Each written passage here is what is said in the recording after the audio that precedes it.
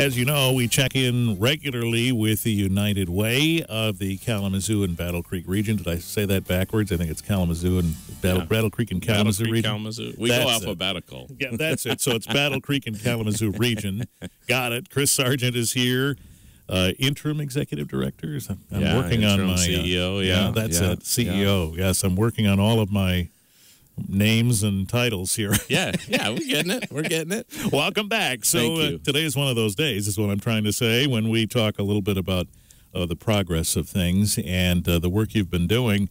And what we have discussed previously, Chris, is the notion that over the last year or so, you've been really trying to hone in on specific directions, targets, and things for the funds that you handle. And that isn't different in that you haven't been doing that before. It's just that you've been trying to be clearer about how you're handling that. Yeah, exactly. I mean, so our goals around education, income, health, and basic needs are still the same in terms of the focus areas. We have set 10 and 15-year targets in each of those areas. So in education, improving high school graduation rates, in health, reducing infant mortality rates, all things that as individuals in a community we care deeply about. So that's what's new, is those greater targets out 10 and 15 years and the strategies that correspond to us being successful. And, you know, it used to be that the campaign would start and then it would go several months, and then at the end you'd say, okay, we made it or we didn't, and here's how we're handling that. It seems now you're working on this and responding as you go along, because there's been announcements about awards of money. Yeah, absolutely. So we actually, just over the last couple of months, invested over $7 million in the region, 125 programs in each of those 4 goal areas of education, income, health, and basic needs, 75 nonprofit and community-based partners to be able to deliver that work. That's important to recognize. United Way actually doesn't do the work. We partner with great organizations and people who do the work and invest in them and track their progress and make sure we're meeting the milestones and the benchmarks that our donors and volunteers care about. And we'll talk about those partnerships and how they're keeping track of all of this when we come back in just a second on WBCK. WBCK, we're here with Chris Sargent, Interim CEO at the United Way. We're talking about the campaign. So this is interesting because you're talking about awards, and here we are still working on the campaign itself. So is it like your phone or something? You check that pretty often, do you? Yeah, we stay pretty plugged in right now. Yeah, right. So you've set the goal, and you know, it's funny because I think about entrepreneurs with whom I've worked, and you know, they check their balances pretty often. Yeah. It's probably a similar kind of thing, isn't it? Day to day. Yeah. So yesterday, what was really great is we just went over the $8.5 million mark. Yes. Which, if you just think about that, that's what we raise annually, every year, over and over. It will actually raise over $11 million this year, unless some special donors want to give us an extra $1 million, which we'll take, right? I mean, we know how to invest it. That's right. So we're so appreciative of the community. Tens of thousands of donors, over 3,000 volunteers, because that's the interesting thing for us as well, is we not only give gifts of money, we give gifts of time.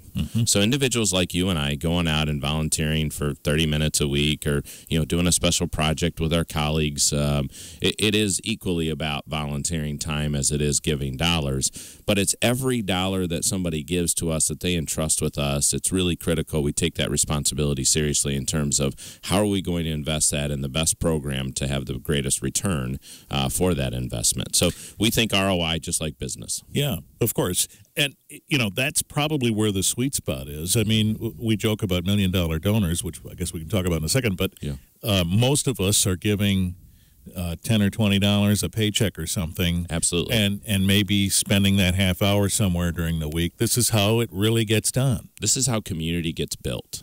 Right? This is how community thrives. It thrives by the people, every one of us, stepping forward to say, this is what I can contribute. feeling good about that contribution and multiplying that by thousands of others in the community and across the region that do the same thing. That's what's exciting about the work that we get to lead at United Way, is seeing all of the generous people in our community stepping up. And $1 a week matters, an hour a week matters, $1 a year matters. And I think sometimes people think, well, you're just saying that. Of course you would say that. No, it's true. It takes every one of us getting engaged and contributing what we can that's meaningful to us. Yeah, it is significant to think about that $1 a week amounts to a portion of $11 million a year, and then people do this over and over again. Yeah.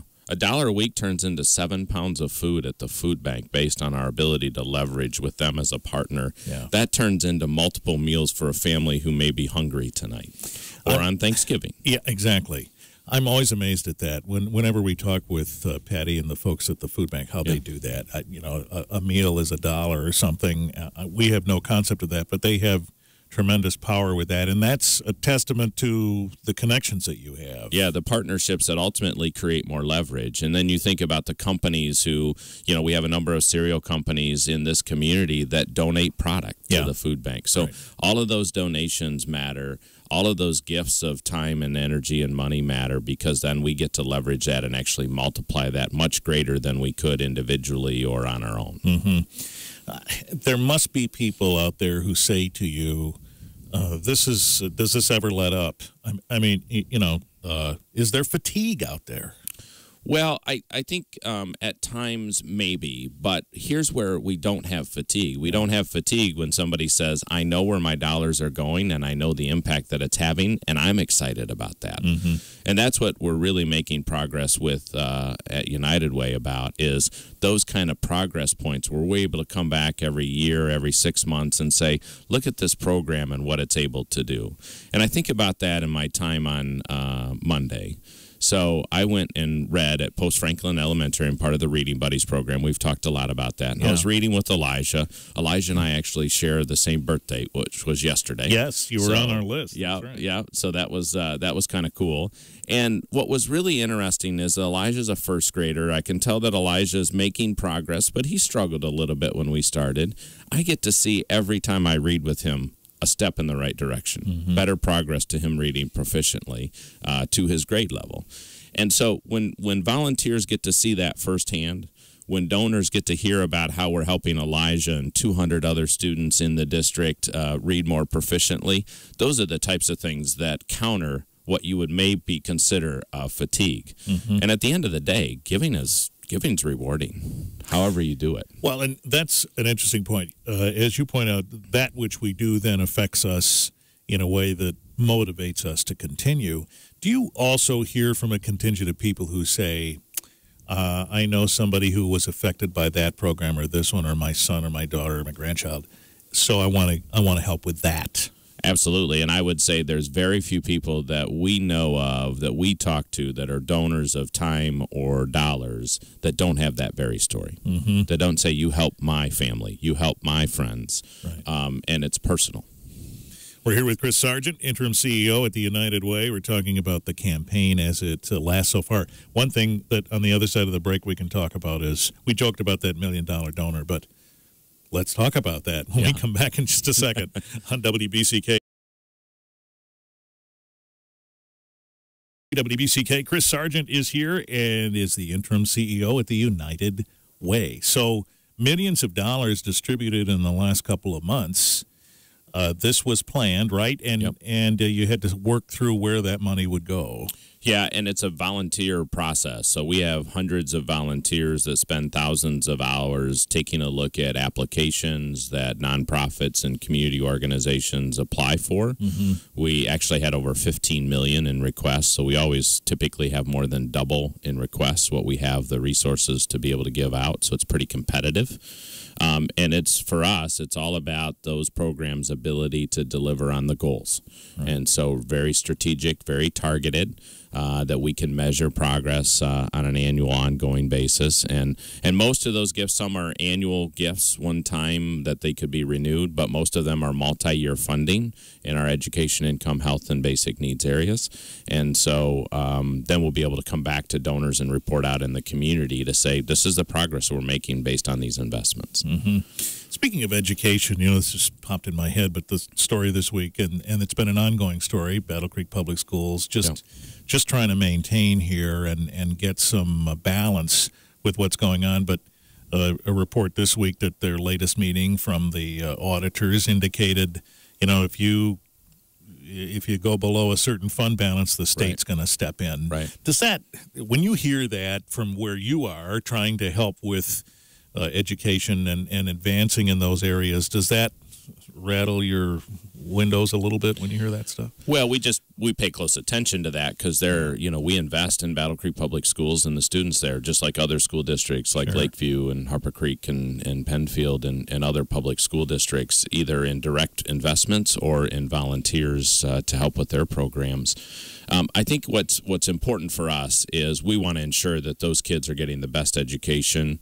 We appreciate, we work very closely with the staff at Battle Creek Public Schools. They're working hard, and that's the challenging part. When you're working really hard and you're trying to turn things around and these financial conditions continue to come at you, it's difficult. Because I know Kim, the superintendent, personally, and I know her and her team. I know a number of the team members doing everything they can to turn that around, and they're putting in a tremendous amount of hours. They care about kids. At the end of the day, that's why they're doing this work. So we'll continue to partner with them. If some of those things happen, we'll continue to partner because we care about the most vulnerable kids in our community. When you hear that, though, does that mean, okay, we might have to step it up sooner than later? Yeah, or we're just going to make sure that those investments that we're making have good return and are making the kind of progress that we want. And at the end of the day, what we're focused on is making sure that those students are getting the supports that they need wherever and however that needs to be done. $1 million donors. We joked about somebody out there who could write a check.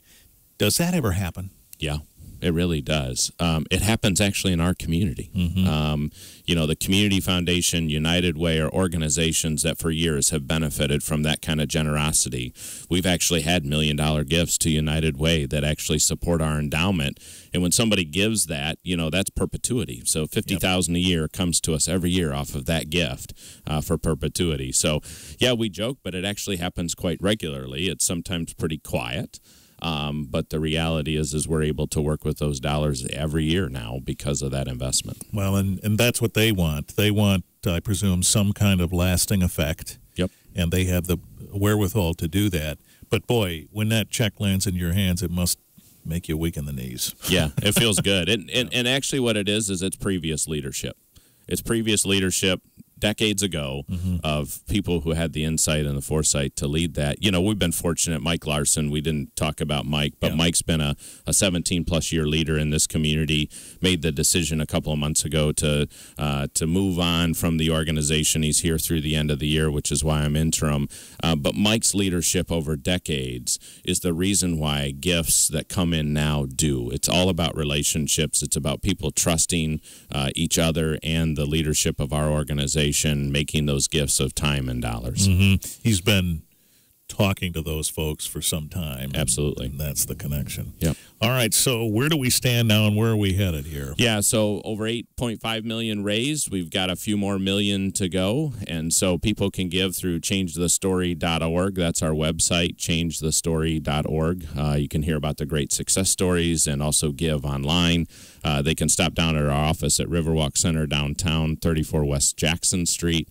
They can call our office, 269-962-9538. So multiple ways for people to give, to connect with us, to volunteer, and to advocate on the vulnerable children and families in our community. And that they have questions, by all means, they can ask. Absolutely. We'd be happy to talk to them, and we're happy for this opportunity, Richard. You and WBCK really providing great opportunity for us to come and do these updates and talk about the progress we're making. Thank you for that. Happy to do that, and we'll do that again soon. Awesome. ChangeTheStory.org is the website. Check it out there. Thank you, Chris. Thank you. Happy Thanksgiving. Happy Thanksgiving. We'll stay in touch. Chris Sargent with the United Way on WBCK.